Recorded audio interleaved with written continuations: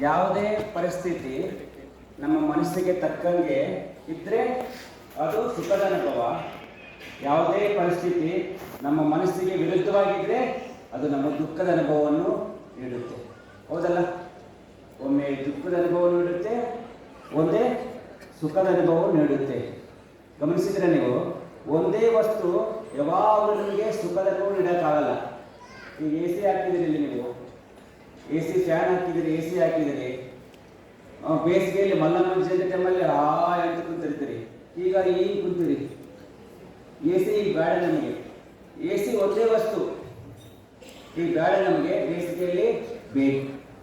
ಈ ಹೆಣ್ಮಕ್ಳು ನೀವು ಹೊಸ ಗೃಹಪ್ರವೇಶ ದಿನ ಹಾಲು ಉಕ್ಕಿಸ್ತೀರಲ್ಲ, ಉಕ್ಕಿದ್ರೆ ಸಂತೋಷ ಪಡ್ತೀರಿ, ನಮಸ್ಕಾರ ಮಾಡ್ತೀರಿ. ದಿನ ಉಕ್ಕಿದ್ರೆ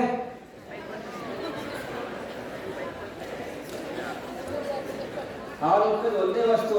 ಒಂದಿನ ಸಂತೋಷ ಪಟ್ವಿ, ಒಂದಿನ ದುಃಖ ಪಟ್ವಿ, ಬೈವದನ್ನ ಯಾರು ಸಿಮ್ಮಲ್ಲಿ ಇಟ್ಟೋಗಿಲ್ವಲ್ಲ ಗ್ಯಾಸ್ನ, ಅವ್ರು ಬೈಕೋತ ಅಡ್ಡಾಡೋದು ಮನೆಗೆ. ಅದಕ್ಕೆ ಒಂದು ವಸ್ತು ನಮಗೆ ಪೂರ ಸಂತೋಷವನ್ನು ಕೊಡೋದಿಲ್ಲ, ಪೂರ ದುಃಖವನ್ನು ಕೊಡೋದಿಲ್ಲ. ಒಂದು ಸುಖ ಕೊಡೋದಿಗೆ ನೀವು ಮೈಸೂರು ಪಾಕ್ ತಿಂದು ಟೀ ಕುಡೀರಿ, ಸಂತೋಷ ಕೊಡುತ್ತಾ?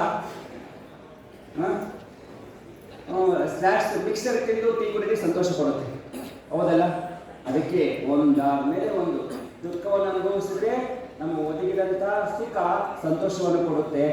ಸಂತೋಷವನ್ನು ಅನುಭವಿಸಿದ ತಕ್ಷಣ ನಮಗೆ ಬರುವಂಥ ಕಹಿ ಅನುಭವವನ್ನು ಕೊಡುತ್ತೆ. ಈ ರೀತಿ ಜೀವನ ಅಂದರೆ ಒಂದು ಪ್ರಭಾವ, ಅನುಭವಗಳ ಪ್ರಭಾವ. ಆ ಪ್ರಭಾವದಲ್ಲಿ ಸಂತೋಷವೂ ಇರ್ಬೋದು, ದುಃಖವೂ ಇರ್ಬೋದು. ಉಯ್ಯಾಲೆ ಸ್ವಿಂಗ್ ಅಂತಾರೆ ನಾವು, ಹೀಗೆ ಬರ್ತಾ ಇರುತ್ತೆ, ಹೀಗೆ ಹೋಗ್ತಾ ಇರುತ್ತೆ. ಯಾವುದಕ್ಕೂ ನಾವು ಅಂಟಿರಬಾರ್ದು ಅಂತ